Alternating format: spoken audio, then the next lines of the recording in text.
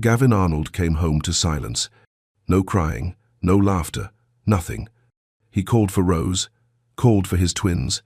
His voice echoed back empty. He searched every room, heart pounding, hands shaking. Then he opened the nursery door. His maid, bound to the headboard, gagged. His babies, 8 months old, wrapped in rope, on the bed. No break-in, no ransom note, no answers. Just a woman with rope, burns on her wrists, and a secret in her eyes. What happened in that house will change everything you think you know, about truth, about judgment, about who really pays the price when the powerful make enemies. The jet touched down in Austin just after 3.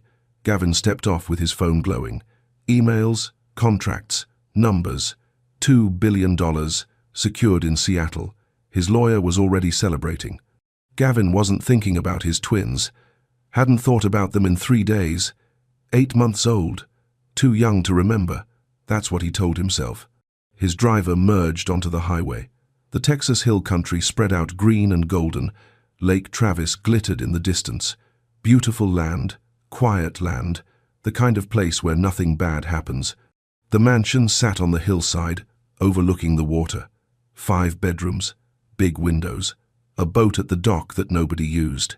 When they pulled up, Rose's Honda was in the driveway, but the house was dark. Every window, every room. Gavin checked his watch.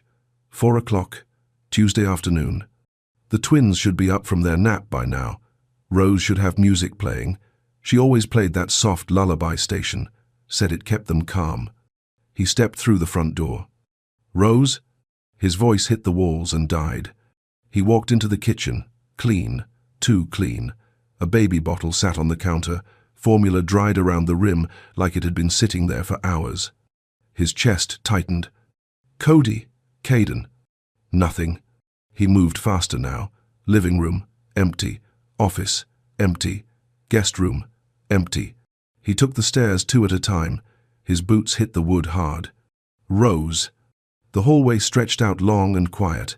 The nursery door was closed. His hand reached for the handle. His fingers were shaking. He pushed it open. And what he saw on the other side would haunt him for the rest of his life. Before we continue, hit subscribe and like this video. And I want you to think about something. God places people in our lives for a reason. Sometimes they're not the ones we expect. Sometimes they're quiet. Sometimes they're the ones we barely notice. But when trouble comes, they're the ones who stay. So ask yourself, who has God placed in your life that you've been too busy to see? Let's continue. Rose was tied to the headboard. Her arms stretched up above her head. Thick rope wrapped around her wrists and knotted to the wooden frame. Silver tape covered her mouth. Her blue work uniform was wrinkled and twisted. Yellow cleaning gloves still on her hands. She'd been cleaning when they took her. Her eyes were shut, but she wasn't sleeping. Gavin could see the tension in her face, the way her jaw clenched under that tape. She'd been awake this whole time, waiting, listening for footsteps, praying for help. On the bed beside her lay his sons. Cody on the left, Caden on the right, 8 months old, tiny bodies wrapped in the same thick rope, not tight enough to hurt them, just tight enough to keep them from rolling off the bed. Their little chests moved up and down, steady, calm. They were asleep. Red onesies, clean, pacifiers resting next to their heads on the blue blanket. Someone had been careful with them. That thought made Gavin's stomach turn. His phone hit the floor, screen cracked. He didn't notice. He moved without thinking, dropped to his knees beside the bed. His fingers found the edge of the tape on Rose's mouth. He pulled it off fast. She sucked in air like she'd been underwater, coughed hard. Her voice came out scratchy and weak. "They're okay, Mr. Arnold. They're okay." Those were her first words. Not help me, not untie me, not what took you so long. They're okay. I sang to them, she said, voice cracking. They were crying so hard, so scared. I couldn't hold them, couldn't reach them. So I sang, every song I knew, over and over, until they stopped crying, until they fell asleep. I promised them their daddy was coming, and you came. Gavin's throat closed up. He fumbled for his pocket knife. His hands were shaking bad. He sawed at the rope around her right wrist. The blade slipped, cut into his own thumb. Blood smeared across the white rope. He kept cutting. The rope fell away, then the other wrist. Rose brought her arms down slow, wincing. Her wrists were torn up, raw red lines where she'd twisted and pulled against the rope, dried blood crusted at the edges. But she didn't look at her wounds, didn't rub her wrists, didn't cry out. She reached for Caden first, pressed the back of her hand to his forehead, then his cheek, checking for fever, then Cody, same thing. Her fingers touched their faces so gentle, so careful, like they were made of glass. She counted their breaths, 1, 2, 3, still protecting them, even now. Gavin watched her. This woman he'd hired 3 months ago. This woman he barely knew. She'd spent hours tied to that bed, wrists bleeding, mouth taped shut. And her only thought was his children. Rose, his voice came out rough. Who did this? Who was here? She stopped. Her hand rested on Cody's chest, feeling his heartbeat. Then she looked up at Gavin, and something in her eyes made him go cold. It wasn't fear, it wasn't shock, it was something else, something heavy, like she'd been carrying a secret for hours, and it was crushing her. They knew you wouldn't be home, she whispered. They knew exactly when you'd be back. They knew your schedule, Mr. Arnold. They knew everything. Outside, the sun was setting over Lake Travis, orange and gold spreading across the water like fire. Inside that nursery, Gavin Arnold knelt on the floor beside his sleeping babies, and for the first time in his life, he realized his money couldn't protect the people he loved. Someone had walked into his home, tied up his children, bound his maid, and vanished like smoke. And Rose knew something she wasn't saying yet. Gavin's mind raced. They knew his schedule. They knew he wouldn't be home. They knew everything. How? He pulled out his phone. The screen was cracked from the fall, but still working. His fingers moved on instinct, dialing 911. There's been a break-in, he said. His voice sounded strange to his own ears. Hollow. My children. My employee. They were tied up. Please send someone. The operator asked questions. Address, names, injuries. Gavin answered, but his eyes stayed on Rose. She hadn't moved from the bed, still sitting there with her torn-up wrists, watching over the twins like a mother hen. Her fingers rested light on Cody's back, feeling him breathe. The operator said help was on the way. 12 minutes. Gavin hung up. 12 minutes felt like 12 years. He moved closer to the bed, sat on the edge. His boys slept on, peaceful and unaware. Whatever nightmare had unfolded in this room, Rose had shielded them from it. Tell me what happened, Gavin said quietly. From the beginning. Rose swallowed hard. Her throat must have been dry, hours with that tape on her mouth.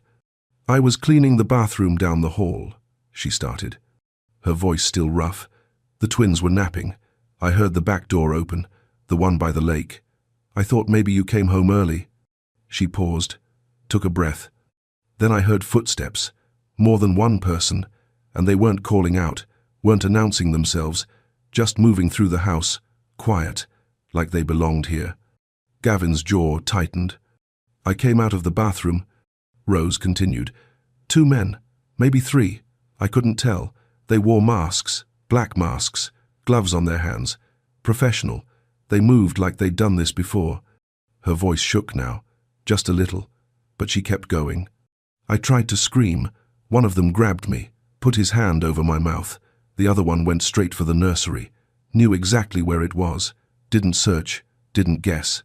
Just walked right to your babies like he had a map. Gavin felt sick. They brought me in here, Rose said, made me sit against this headboard, tied me up, taped my mouth. The whole time, they were calm, polite even, called me Miss Harris, like we were having a conversation over coffee. She looked down at the sleeping twins. Then they wrapped the boys in rope, gentle, careful, not hurting them, just containing them. And the whole time, they kept saying things. What things? Gavin's voice came out tight. Rose's eyes met his again, that heaviness still there. They said this was a message. They said you'd know what it meant. They said next time, the rope wouldn't be so loose. Next time. Those 2 words hung in the air like smoke. Outside, sirens wailed in the distance, getting closer. But Gavin barely heard them. His mind was stuck on one question. What had he done to bring this evil into his home? The sirens grew louder, then stopped.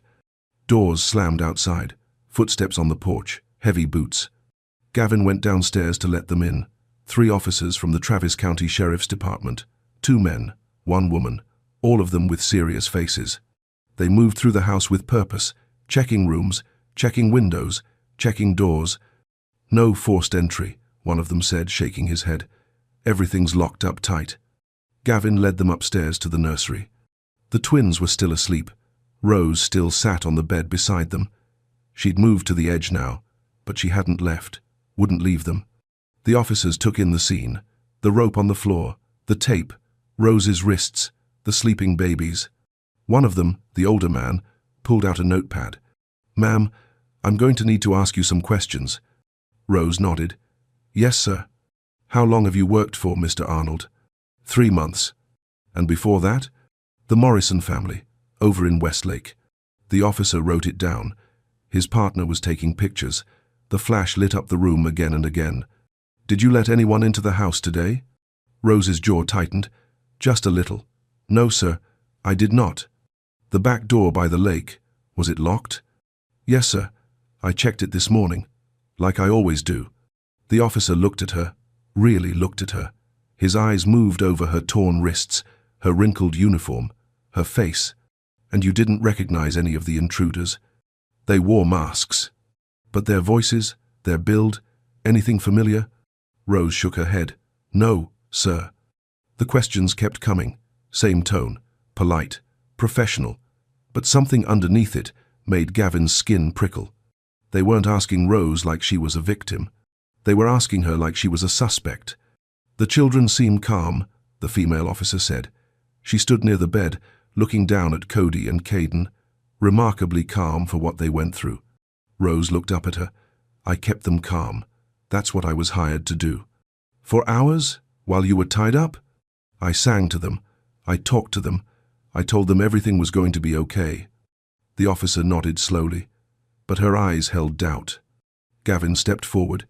"She protected my children. She kept them safe." The officers looked at him, then back at Rose.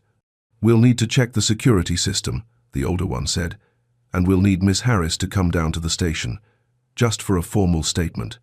Rose's face didn't change, but Gavin saw her hands, the way her fingers curled into her palms, tight, scared.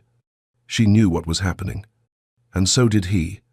The story was already being written, and Rose was becoming the villain in it.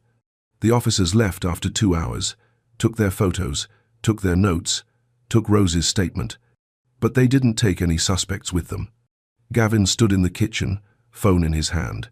The screen glowed with notifications, texts from his assistant, his lawyer, his business partners. And then he saw it. A news alert.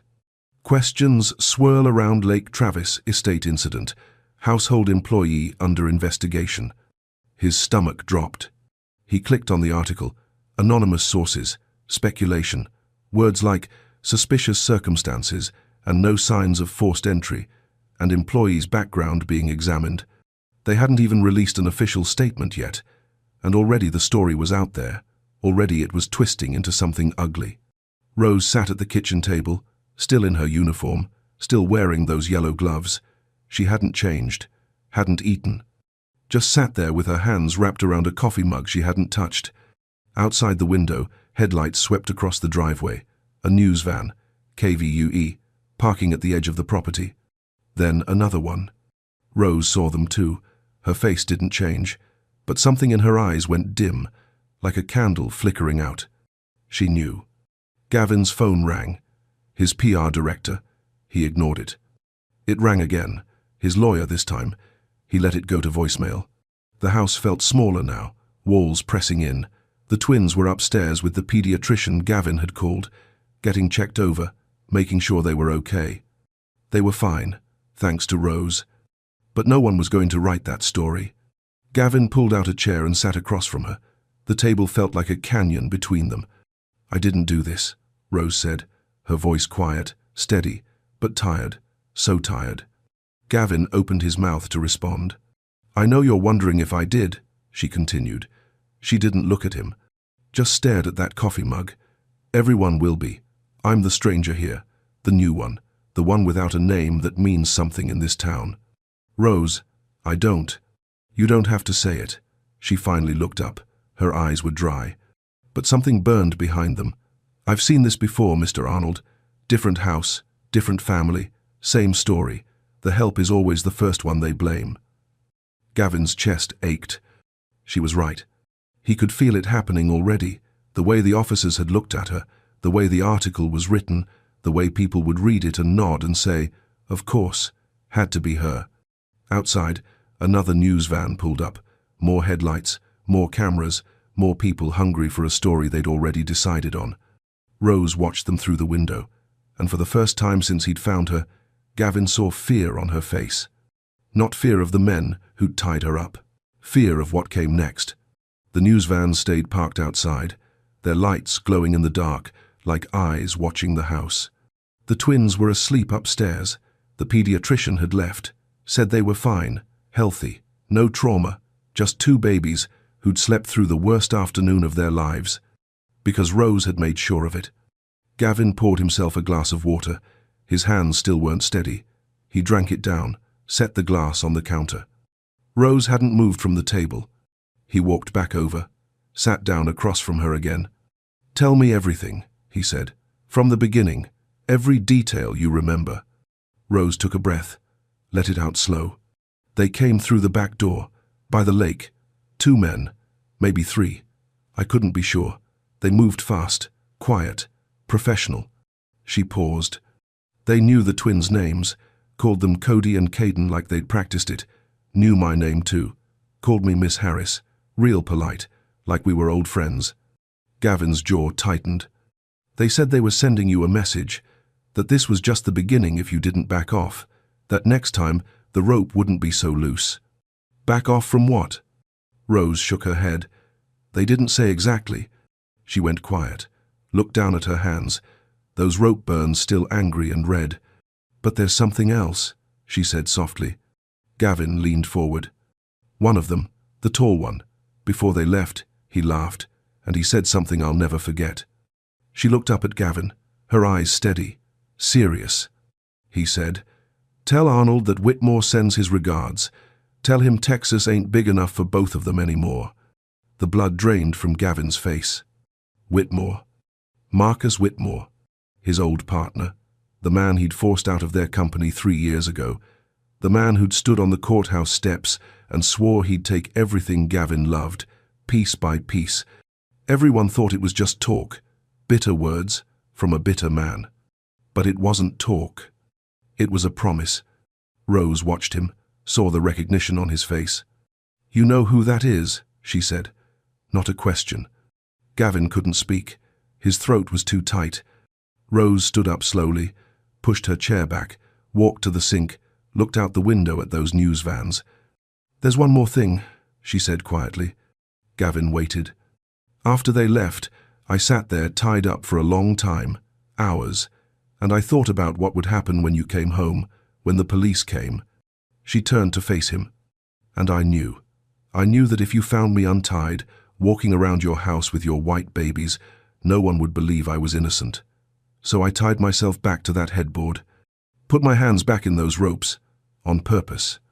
Gavin stared at her. "I chose those ropes, Mr. Arnold, because freedom would have made me look guilty." The weight of those words pressed down on the room like a stone. Gavin was on the phone before sunrise. "Travis County Sheriff's Department." He asked for the detective handling his case. Got transferred twice. Finally got through. "Marcus Whitmore," Gavin said. "He's behind this. He threatened me 3 years ago. Said he'd take everything I loved." Silence on the other end. Then the detective spoke. Careful. Measured. "Mr. Arnold, that's a serious accusation. Marcus Whitmore is a respected businessman in Austin. You're telling me he orchestrated a home invasion based on what your maid says she heard?" "Your maid." The way he said it made Gavin's stomach turn. "She's not lying," Gavin said. "I'm not saying she is, but we need evidence, real evidence, not hearsay." The call ended with promises. We'll look into it. We'll check his alibi. We'll be in touch. Empty words. Gavin set his phone down, rubbed his face with both hands. Rose was in the living room, sitting on the couch, still in yesterday's clothes. She'd been up all night too. Every hour, she'd gone upstairs to check on the twins, touch their foreheads, count their breaths. Now she sat there staring at nothing. Gavin's phone buzzed. His business partner. Third time this morning. He answered. Gavin, we need to talk about this situation. The investors are nervous. The press is circling. This thing with your maid. Her name is Rose. Pause. Fine, Rose. Look, I'm not saying she did anything, but the optics here are bad. Really bad. You need to distance yourself. Let the police handle it. Issue a statement saying she's been let go, pending investigation. She didn't do anything wrong. That's not the point. The point is what people think. And right now, people think your black maid tied up your white babies. Whether it's true or not doesn't matter. Perception is reality, Gavin. You know that. Gavin hung up. His hands were shaking, not from fear this time, from anger. He walked into the living room. Rose looked up at him. You should let me go, she said quietly. What? Fire me. Tell the press I've been dismissed. It'll make this easier for you. Rose? I'm serious, Mr. Arnold. She stood up, her voice steady but her eyes wet. I've been here 3 months. You've got an empire, a reputation, 2 babies who need their father's name to mean something in this world. She picked up her bag from the floor. She'd already packed it. I can disappear, find another job, another city. You can go back to your life. Tell them I quit. Tell them whatever you want. She walked toward the door, and something in Gavin broke. Not his trust, not his belief. His silence. Rose, stop. She paused, hand on the doorknob. Don't go. Rose stood at the door, her bag in her hand, her fingers on the knob. Don't go, Gavin said again. She didn't move, didn't turn around. Why? Her voice was barely a whisper. Why should I stay? So you can feel good about yourself? So you can tell people you gave me a chance? No. Then why? Gavin took a step closer, his throat tight, his heart pounding. Because you're innocent, and I'm not going to let them destroy you for something you didn't do. Rose finally turned, her eyes searching his face, looking for the lie, the hesitation, the doubt. She didn't find it. You don't know what you're saying, she said. If you defend me, they'll come for you too, your business, your reputation, everything you built. I know. And you're willing to lose all that? For your maid? The word hung in the air. Maid. Like that's all she was, all she'd ever be. Gavin shook his head slowly. You're not just my maid, Rose. You're the woman who sang to my babies for hours while your wrists bled. You're the person who tied herself back up so people would believe her. You're the one who stayed when anyone else would have run. His voice cracked. My children are alive and safe because of you, and I'll be damned if I let this world make you pay for that. Rose's bag slipped from her fingers, hit the floor with a soft thud. Tears rolled down her cheeks, silent. She didn't wipe them away. Gavin pulled out his phone, called his PR director. Set up a press conference. Tomorrow morning, Travis County Courthouse steps. Panic on the other end. Gavin, what are you going to say? The truth. He hung up. Rose stared at him. You're really doing this? Yes. They'll tear you apart. Maybe. Your partners will leave. Some of them. Your name will be in every headline. Good. Then people will have to listen. Rose sank onto the couch, her hands trembling now. I don't understand, she whispered. Nobody's ever stood up for me like this, not once in my whole life. Gavin sat beside her, not too close, but close enough. Then it's about time someone did. Outside, the news vans still waited, their lights glowing in the dark. But inside that house, something shifted, something cracked open. A man who'd spent his life chasing money finally saw what mattered, and a woman who'd spent her life being overlooked finally felt seen. Tomorrow, he would stand on those courthouse steps. Tomorrow, he would speak the truth. And whatever came after that, they would face it together. The morning sun beat down on the Travis County Courthouse steps. Gavin stood behind a podium, microphones pointed at his face like weapons, cameras flashing, reporters shouting questions before he'd even opened his mouth. Rose stood in the back of the crowd, arms crossed, heart pounding. Gavin raised his hand. The crowd went quiet. 3 days ago, someone broke into my home, he began, his voice steady, clear. They tied up my 8-month-old twins. They bound and gagged my employee, Rose Harris, and they left a message for me. He paused. Let the words sink in. Since then, I've watched the media turn Rose into a suspect. I've watched people who don't know her decide she's guilty. I've watched a woman who spent hours singing to my children while her wrists bled become the villain in a story she didn't write. His jaw tightened. That ends today. He told them everything. Marcus Whitmore's name, the threats from 3 years ago, the investigation that was finally moving in the right direction. His own assistant, Derek, who'd been feeding information to Whitmore for months, the security codes, the schedules, the betrayal from inside his own circle. Then he said the part that made everyone go silent. Rose Harris tied herself back to that headboard after the intruders left. She put her own hands back in those ropes because she knew that if she was found free, no one would believe her innocence. Think about that. A woman had to chain herself to prove she wasn't guilty. His voice cracked. That's not her failure. That's ours. The cameras kept flashing, but the tone had shifted.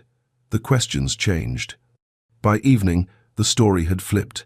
Headlines read different now. Billionaire defends maid, points finger at former partner. The woman who tied herself up to prove her innocence. 2 weeks later, Marcus Whitmore was arrested. Conspiracy, extortion, endangering children. Derek cooperated with prosecutors, told them everything. Rose was cleared. Officially, publicly. The sheriff's department issued an apology. The same reporters who dragged her name through the mud now called her a hero. But Rose didn't feel like a hero. She sat in Gavin's kitchen, the same spot where she'd almost walked out that door, the same table where she'd wrapped her hands around a coffee mug she never drank. Gavin sat across from her. I want you to stay, he said. Not as my maid, as the twins' caregiver, with your own cottage on the property, full benefits, and I'll pay for nursing school, whatever you need. Rose looked at him, searching his face again. This isn't charity, he said quietly. This is me finally seeing what you're worth. She was quiet for a long time. Then she nodded. Okay, but we do this as equals, not boss and employee, partners. Gavin smiled. First real smile in weeks. Partners. Outside, Lake Travis sparkled in the fading light, and inside that kitchen, 2 people who'd been strangers 3 months ago shook hands on something that felt like family. 6 months passed. The autumn sun set over Lake Travis, painting the water in shades of orange and gold. Rose pushed the twins in their stroller along the shoreline path. Cody and Caden babbled happily, pointing at birds, grabbing at leaves that drifted past. They were walking now, taking their first wobbly steps, saying their first words, and their favorite word was row, row. Rose smiled every time she heard it, every single time. She'd enrolled in nursing school at Austin Community College, morning classes, then home to the twins. The cottage Gavin gave her sat at the edge of the property, small, cozy, hers. Her wrists had healed, the rope burns faded to thin white lines, but she didn't hide them. They were part of her story now. Footsteps behind her. She turned. Gavin walked up the path. No suit today. Jeans, t-shirt, sneakers. He looked different, lighter, like he'd set down something heavy he'd been carrying for years. Mind if I join you? He asked. Rose smiled. It's your property. It's your home. He fell into step beside her. They walked in comfortable silence for a while, just the sound of the water lapping at the shore and the twins making their baby sounds. I found something, Rose said after a while. She stopped walking, reached into the basket under the stroller, pulled out a coil of rope, white, thick, the same rope that had bound her wrists that day.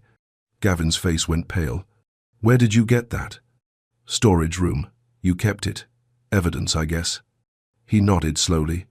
Rose walked to the edge of the dock, stood there looking out at the water. Gavin followed.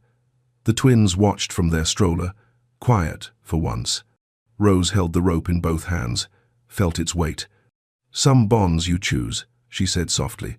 "Some bonds choose you, but nobody gets to tie me down again." She pulled her arm back and threw it. The rope sailed through the air, hit the water with a splash, sank slowly, disappearing into the dark blue. Gone. Rose let out a breath she'd been holding for 6 months. Gavin stood beside her, silent, respectful. "Thank you," she said finally. "For what?" "For seeing me, when nobody else did." He shook his head. "You saved my children, Rose. I should be thanking you for the rest of my life." She turned to face him. "Then, let's call it even." They walked back to the stroller together. Cody reached up his little arms. Rose picked him up. Gavin picked up Caden. 2 people who'd started as strangers, boss and maid. 2 different worlds that were never supposed to touch. Now they were family. Not by blood, not by law, but by something stronger. By fire, by truth, by choice. The sun dipped below the hills. The sky turned purple and pink. And on the shores of Lake Travis, in the heart of Texas hill country, 4 people walked home together. The rope was gone, but the bond remained.